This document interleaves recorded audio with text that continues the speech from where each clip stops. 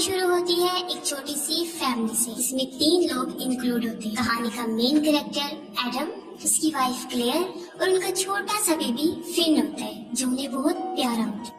हमें पता चलता है कि वो लोग कुछ अरसा पहले ही आयरिश नामी एक गांव में रहने आते हैं, जो जंगल के बिल्कुल बीच में होता है, यानी उनके आसपास कोई घर मौजूद नहीं होता। वो लोग वहाँ पर बिल्कुल तन्हा रहते। उनके यहाँ आने की रीजन ये थी क्योंकि एडम का प्रोफेशन बायोलॉजिस्ट था। वो यहाँ पर रिसर्च करने आया था उन ट्रीज की जो मुर्दा हो या फिर बीमार हो। वो एक एक करके हर ट्री को चेक करता। जब उसे ये कंफर्म हो जाता कि ये ट्री डेड है या बीमार है, तो वो उसको कट करवा देता। जो घर उनको दिया जाता था वो बिल्कुल जंगल के बीच में था। जंगल बहुत बड़ा था, बहुत भयानक था, बहुत खतरनाक था। उस घर के आसपास कोई मेन रोड, कोई सड़क भी नहीं निकलती थी, लेकिन उनको यहाँ पर आना था क्योंकि ये एडम का प्रोफेशन था। इसी चीज को पेश नजर रखते हुए एडम और उसकी वाइफ यहाँ पर रहने के लिए एग्री हो जाते। जो घर उनको रहने के लिए दिया जाता वो मुकम्मल लकड़ी से बना था और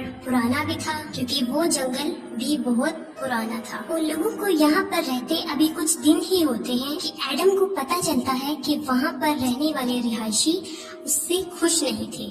खास तौर पर वो उसके काम को सब नापसंद करते थे। जब भी एडम गांव में उन ट्रीज को स्टडी करने के लिए जाता, गांव के लोग आहिस्ता आहिस्ता उससे नफरत करना शुरू कर देते हैं। इस गांव में रहने वाला एक आदमी जिसका नाम कॉलम होता है, वो कई बार उनके घर पर आता है और वो एडम की वाइफ को समझाता है कि जो उसका हस्बैंड कर रहा है वो ठीक नहीं है, उसे बंद किया जाए क्योंकि वो बहुत गलत है और उसको नहीं पता कि वो ये इसके पीछे कितनी बड़ी रिस्क ले सकता है, कितना डेंजर हो सकता है ये। एडम की वाइफ उसकी बातें सुन लेती है। उसके बाद वो एडम को बताती है कि एक बार आपको उसकी बात सुन लेनी चाहिए कि वो क्या कहना चाहता है, लेकिन एडम उसकी बात को इग्नोर कर देता है और ये कह देता है कि ये सब मुझे यहाँ से भगाने की साजिश है और कुछ नहीं, क्योंकि एडम यहाँ पर इरादा करके आया था कि वो अपना काम किए बगैर यहाँ से नहीं जाएगा और वो किसी भी सूरत में अपने काम को अधूरा छोड़ना नहीं चाहता था। फिर हम देखते हैं कि कॉलम एडम की वाइफ को बार बार समझाने की कोशिश करता है। वो सब इसलिए कर रहा होता है क्योंकि कुछ साल पहले उसकी बेटी भी इसी जंगल में गुम हो जाती है, जो दोबारा वापस कभी भी नहीं आती। उसकी बेटी की ना कोई डेड बॉडी मिली और ना वो उनको जिंदा मिली। उसकी वजह क्या थी ये कोई नहीं जानता था सिवाय वहाँ के रहने वालों की, क्योंकि गांव के लोगों को पता था कि इसके पीछे बहुत सी कहानियां हैं जिसपे वो मुकम्मल ट्रस्ट करते थे। गांव वालों की सोच के मुताबिक उस जंगल में उनके अलावा एक और दुनिया भी रहती थी, एक खतरनाक दुनिया